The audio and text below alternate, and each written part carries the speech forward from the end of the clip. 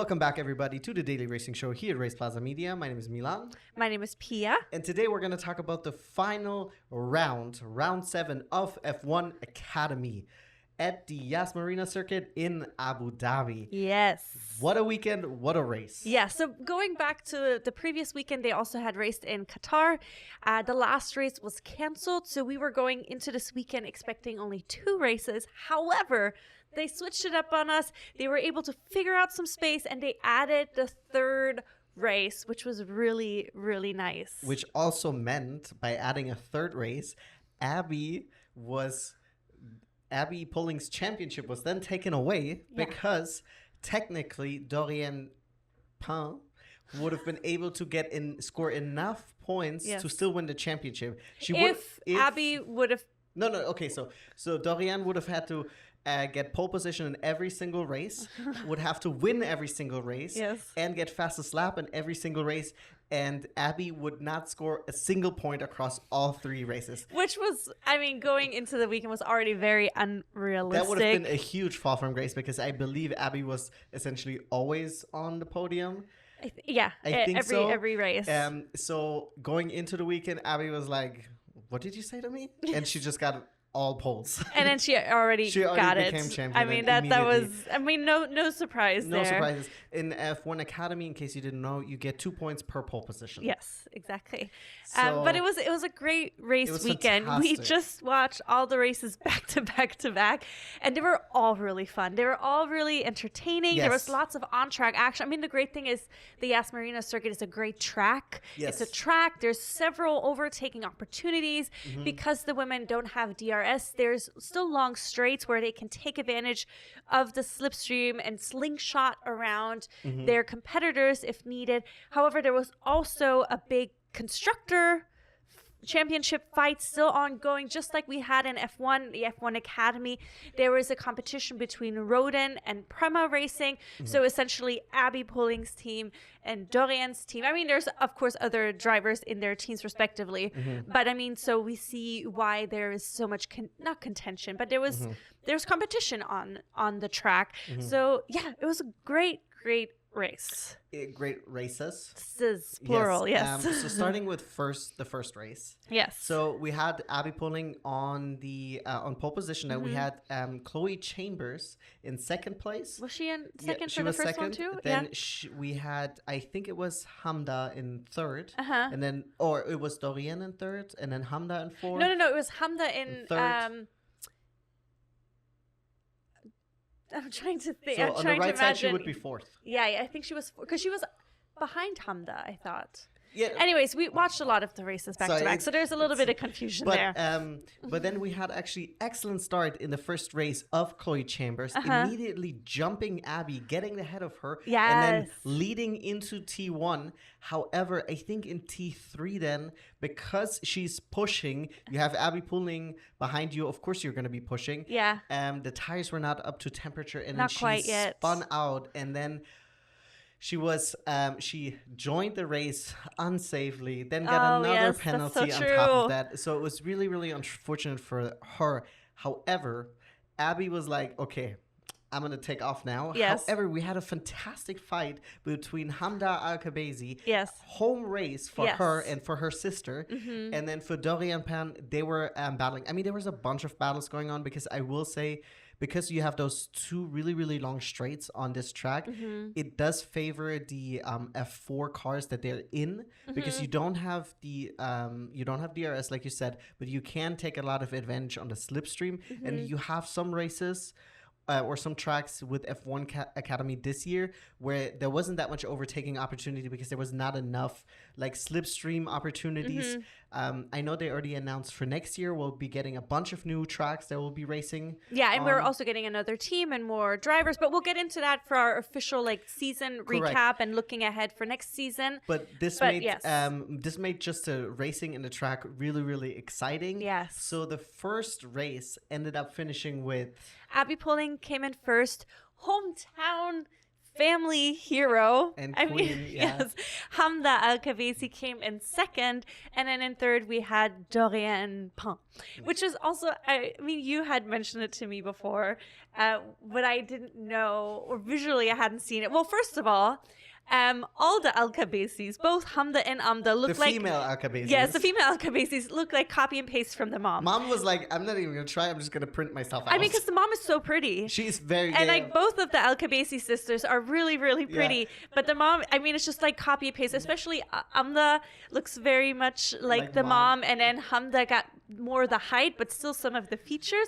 But Hamda Al-Khawaisi is so tiny. She's even tinier than the pocket rocket Dorian Pan. I had pointed that out to you. Yeah, you did. I saw them standing all next to each other, and I was like, Dorian is already a small or petite woman, right? Yes. And Hamda is smaller than her. And we saw just a brief glimpse of her mom, but we're like, oh, that's the mom. That was 100%. Like, you just did copy paste. Yes. You were like... But it's so cute because Abby Pulling is like 2 heads taller than Hamda, you know? Not quite 2 heads, but I'm sure she's a head taller. Yeah, she's 1.5 at least. But yeah, so it's really nice to see that Hamda made it onto the podium because she hadn't made it onto the podium this season. Yet she had some really great races. She had a really good season. She's been very consistent in the points always. But then last season she did have a couple podiums as well, so it was nice to have her come back for this season as well because it is her last season. I mean, we had many women that this was their last race weekend with F1 Academy because, as you probably already know, you're only allowed to participate in F1 Academy for 2 seasons because it's just meant to be a stepping stone for the women to make it then up into F3 or equivalent. And then collect also super license points which you need for other championships. So it's but I also like that they're like, listen, you get 2 seasons, make the best of it. Yes. We also have, you know, we'll talk about this in the whole recap of the season, but we also have some drivers returning, but not with the same team and stuff like that. Yeah, so it's going to be a nice, very interesting. Moving on to the second race. Yes. We had, again, honestly, the same lineup. So we had very similar. Abby starting in pole, Chloe starting in second, Hamda in third, and then Dorian in fourth, or vice versa. So again, almost like the same startup. Yeah. Again, Chloe was able to pretty quickly get the jump on Abby. This time not in turn 1, but she was able to make the pass. However, later on, there was was it a mistake that she had made? And then Abby Pulling was able to take advantage of that again, and Abby winning back-to-back races. Yeah, so Abby won the second race yet again. In second, we had Chloe Chambers back on the podium. She had won one race in Miami, I believe, earlier this season. Yes. Oh, yes, home race. I forgot. Yeah. So that was really nice to see. And I'm excited to see her next season as well because she's been so great this season. And then Hamda came back for another podium. She ended up in third. She was able to fight off Dorian until the very, very last minute. I mean, it was a safety car finish. I was just going to say, yeah, we did have a safety car finish for the second race, but nonetheless, it was a lot of great action on track. If you watch race 1 and 2 especially, like the defensive driving that, especially in race 1, that Hamda put down, insane, because Dorian pretty quickly was all within like half a second of her, but she defended for her life, and she defended really, really well. Also very fair. Yes. All like everything above board and stuff like that. But and then she was able to hang on to both podium places in race 1 and 2. Really, really awesome. Yeah. That you get to win it home, or get to be on the podium at home. I believe her sister did make it into the points in race 1. She finished in 8th place. And then in second place, in second race, she did not make it into the points. She finished in 13th. Yeah. But then the third race, the final race, we had a little bit... That was a messy race. Oh my gosh, yeah, it was a really fun race because I mean, I think it was also a lot of the drivers are a lot more comfortable with the track now because they've had already, of course, they had practice session, they had qualifying session, but they then had already raced 28 laps because they had raced twice on the track, so they were familiar with it. They knew where you can maybe pass, where is it going to be tricky, where's the slipstream where you can really take advantage of it. So this was a very contentious race right from the beginning. I mean, first corner, first lap, we had Dorian and Chloe get together. Get together. They had a little coming together moment. So just for context, again, it was again Abby in first, starting from pole. Yes. Chloe from second, Dorian from third, and then I believe it was Hamda again from fourth. So Hamda and Dorian, they've kind of just switched from where they were starting.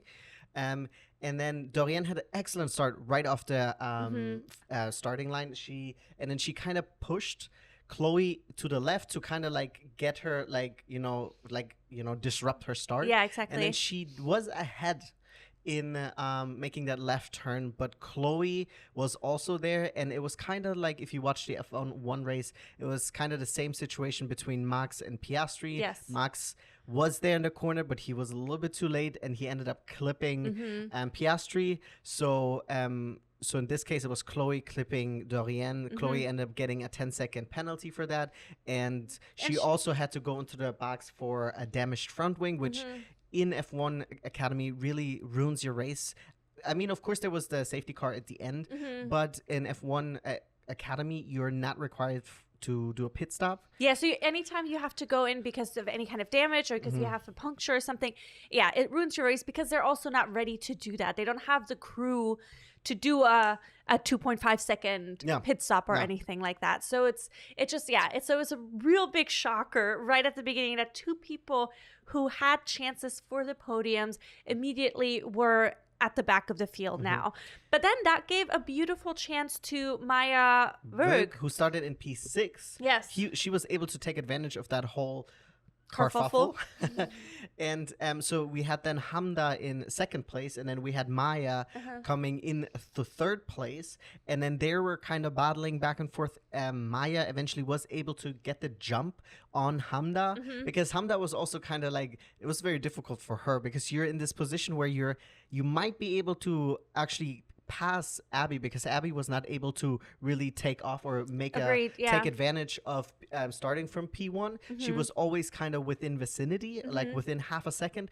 But while she's trying to attack her, you have Maya who's also attacking you, so you kind of have to defend. Yeah, so eventually, it's so tricky. Eventually, Maya was able to sneak by her. Yes.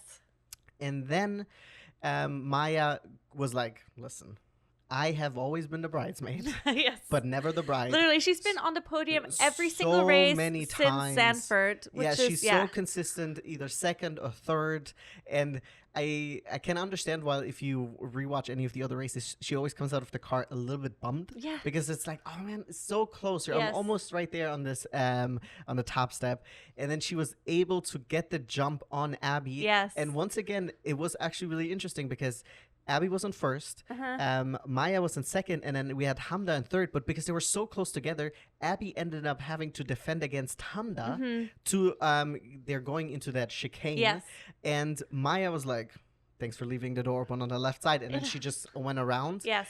And then everything stayed so tight. And then you had 1, 2, and 3. But then you had, in fourth place, we had Leah Block. Yes. At some point. There, I think at the end, from second place all the way till 10th, they were all within like half a second or 0.3 it would be of like each other. DRS range, essentially. Like it would have been train. a huge DRS train, exactly, which is so really fun that they were so consistently so close together, because in a lot of other races, a lot of times eventually you have individual groups. Exactly, they spread out, but this time, especially for the third race, they were so close together. And then at the end, I think around lap 12 or so, we had another safety car come out because of the incident. Was that it was not Hamda's incident. No, right? No. Oh no, it was T7. It was Lovenfoss, Lola Lovenfoss and Jess Edgars.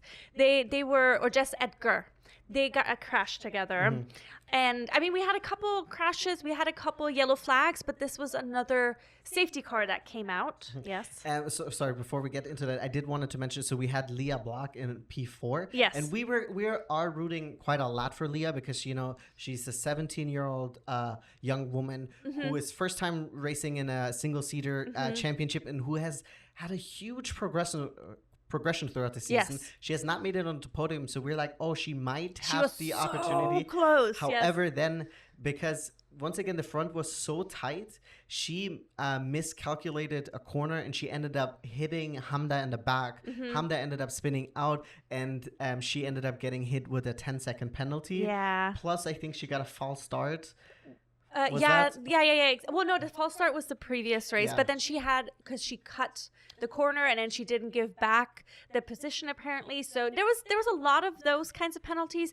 There was a moment where Abby could have gotten that kind of penalty. I do think they were quite lenient with her. I agree. Yes, I agree. Because a lot of people got 10-second penalties for it, but Abby didn't, and she didn't give back the position. She eventually lost the position. Yeah, but she didn't give it up herself, which I think would have warranted a penalty, which would have been fine. I mean, she's already won. Yeah.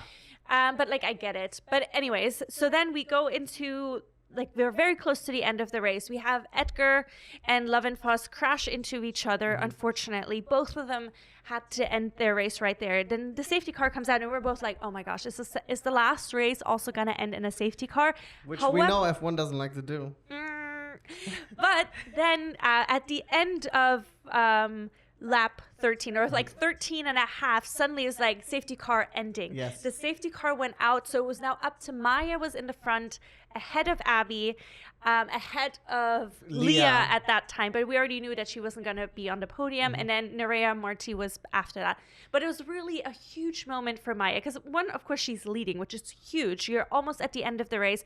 Potentially your first win of F1 Academy is ahead of you. Secondly, you have to restart the race after the safety car ends, and we know Abby has done it several times this season. Maya has never done that.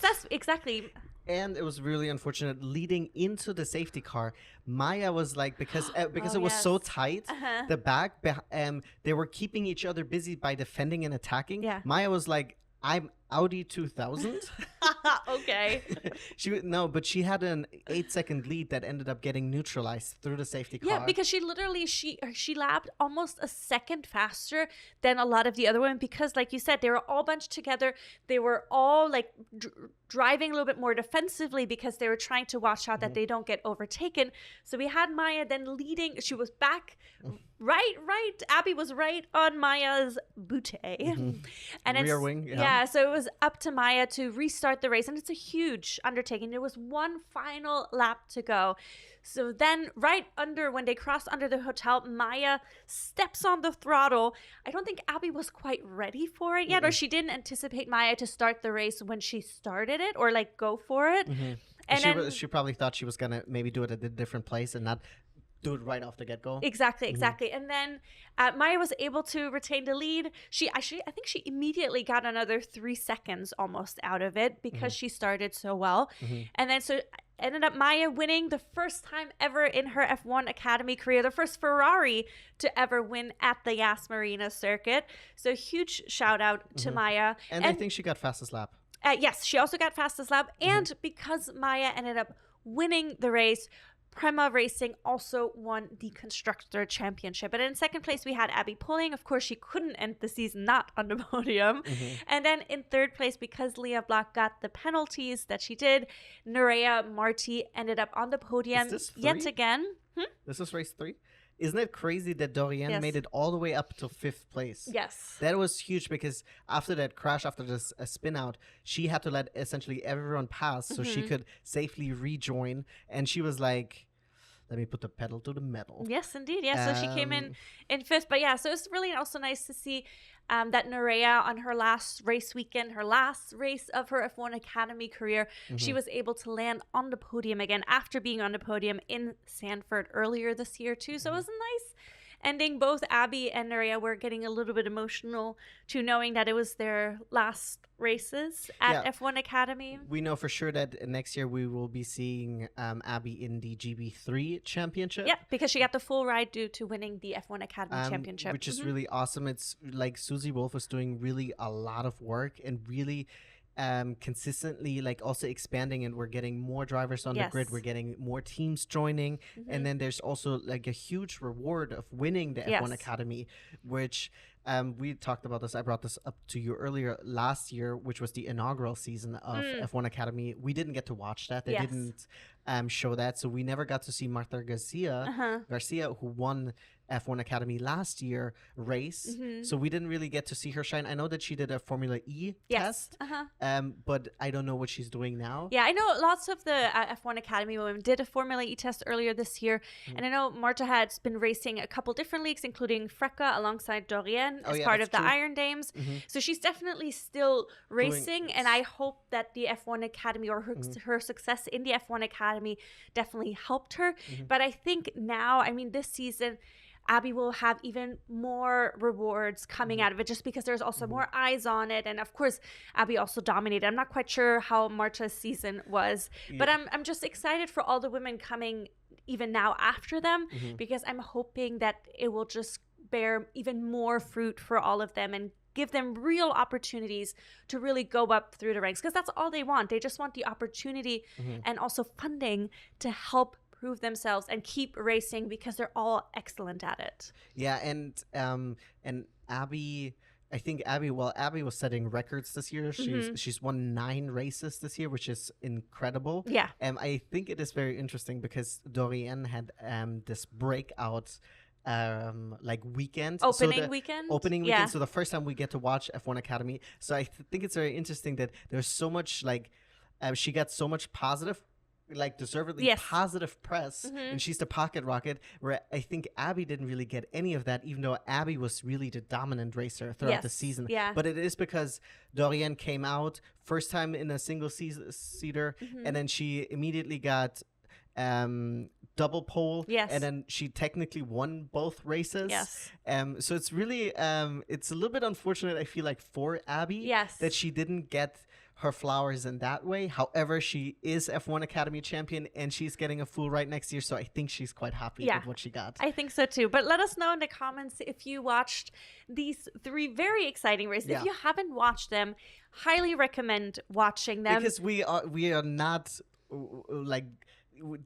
our recap is not a good substitute for the races. Because there's so much that happens and it's so exciting. And once again, this is, 14 laps? Yeah, 14 laps. So it's a little bit over 20 minutes, closer to 30 minutes. But then it's our recaps, I feel like for me, the intention is to get you excited about it. Yes, you'll get some spoilers. It's not going to be a play-by-play. It's not going to be a play-by-play. You'll get some spoilers, but I guarantee you it is still worth it watching the races, especially this weekend, because the track just really lent. I'm making my points here, and I'm playing the piano at the same time. I'm joining you. This track really lent itself to the F1 Academy cars. 100%. So that's why it was just such an entertaining race weekend. Like I said, we watched all 3 races back to back to back. And it was so fun to watch because so much happened nonstop. There was so much on-track action. There was also lots of penalty points. There was lots of off-track. Well, not necessarily penalty points, but penalties given. Oh, sorry. That's what I meant. Seconds, some kind of penalties given. And sometimes it's also I don't think it's necessarily the driver's fault. I know this sounds crazy. It was you made a mistake. But it's a lot of times they had to take avoiding action. Yes. Which you cut that one chicane in the Yas Marina circuit, and then it's probably very difficult for you to tell where and how do I give back this position. Yes.